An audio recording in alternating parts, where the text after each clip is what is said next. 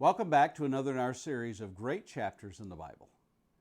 Our chapter today comes from the New Testament letter known as 3 John. Gaius, Diotrephes, and Demetrius. The elder to the beloved Gaius, whom I love in truth. Beloved, I pray that all may go well with you, and that you may be in good health, as it goes well with your soul. For I rejoiced greatly when the brothers came and testified to your truth, as indeed you are walking in the truth. I have no greater joy than to hear that my children are walking in the truth. Beloved, it is a faithful thing you do in all your efforts for these brothers, strangers as they are, who testified to your love before the church. You will do well to send them on their journey in a manner worthy of God, for they have gone out for the sake of the name, accepting nothing from the Gentiles. Therefore, we ought to support people like these, that we may be fellow workers for the truth. I have written something to the church, but Diotrephes, who likes to put himself first, does not acknowledge our authority. So if I come, I will bring up what he is doing, talking wicked nonsense against us. And not content with that, he refuses to welcome the brothers, and also stops those who want to, and puts them out of the church. Beloved, do not imitate evil, but imitate good. Whoever does good is from God. Whoever does evil has not seen God. Demetrius has received a good testimony from everyone, and from the truth itself. We also add our testimony, and you know that our testimony is true. I had much to write to you, but I would rather not write with pen and ink. I hope to see you soon, and we will talk face to face. Peace be to you. The friends greet you. Greet the friends each by name.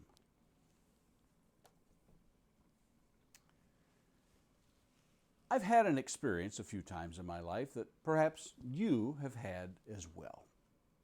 I grab a book off the shelf at a library, or it is a textbook that someone in years before had at school, or maybe a book I've inherited or been given by a family member.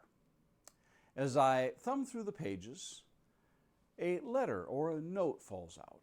I open it up and find a correspondence between two people. It is a private conversation, as it were, with details of their lives shared. In some cases, I've never met either of them and don't know where they live or when it was written. Other cases, I know one or both of them and feel better able to grasp what is being talked about in the brief letter. Have you had that experience? Our chapter today, which is really the entirety of John's letter, although John doesn't identify himself,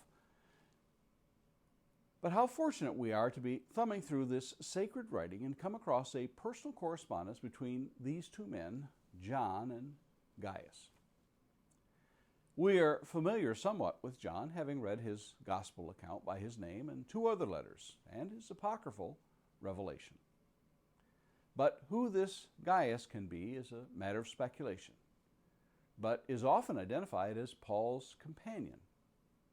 Perhaps he is the one we first meet from Luke's account of the events in Ephesus, in Acts chapter 19, verse 29, where we read, "So the city was filled with the confusion, and they rushed together into the theater, dragging with them Gaius and Aristarchus, Macedonians, who were Paul's companions in travel." He's also mentioned with Paul again in Acts 20, verse 4, Romans 16, verse 23, and 1 Corinthians chapter 1 and verse 14. If it is him in all these accounts, then he is of good repute among the brethren, as John here proclaims. This letter of encouragement may come from a place of concern on John's part for the health of Gaius, where we read in verse 2, "Beloved, I pray that all may go well with you, and that you may be in good health, as it goes well with your soul." Had John heard of an illness in Gaius? Did John anticipate that he would need a miraculous healing when he came? Well, we can only speculate on such things.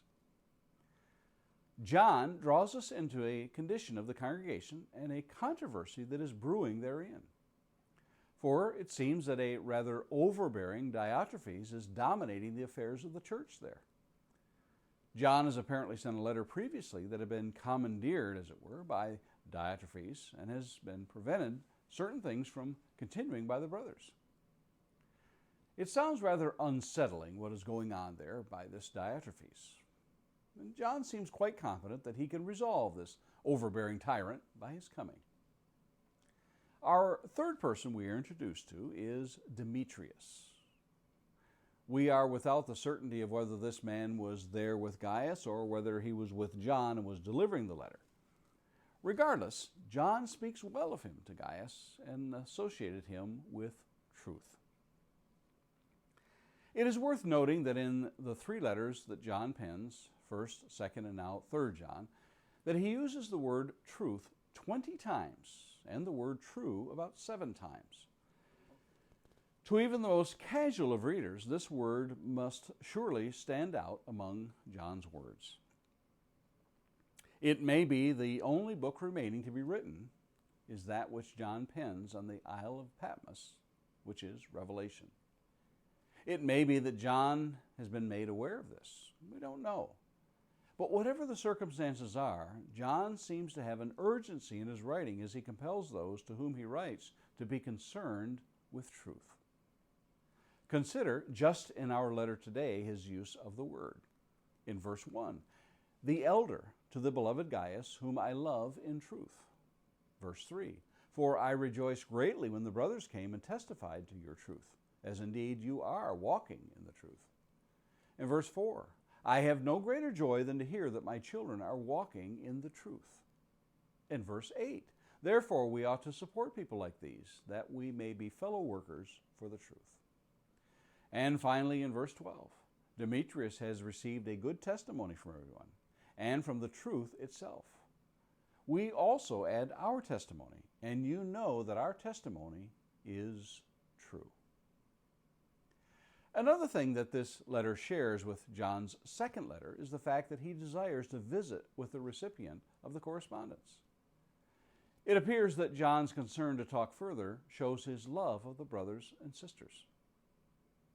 Perhaps it goes without saying, but there is much that we can learn from these snapshots of early Christian life from the first century.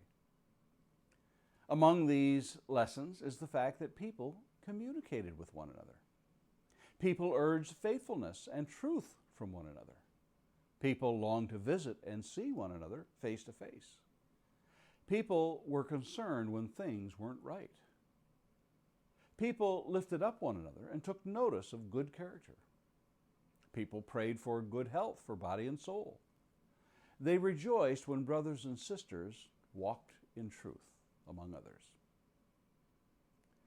We may wonder at how many such letters were written by the early church members and why we have relatively few of them. Still, the few we have are rich in information and encouragement for you and I, should we choose to dig deep and learn from them. Don't you think? And Lord willing, let's meet here again tomorrow and look at another of the great chapters of the Bible.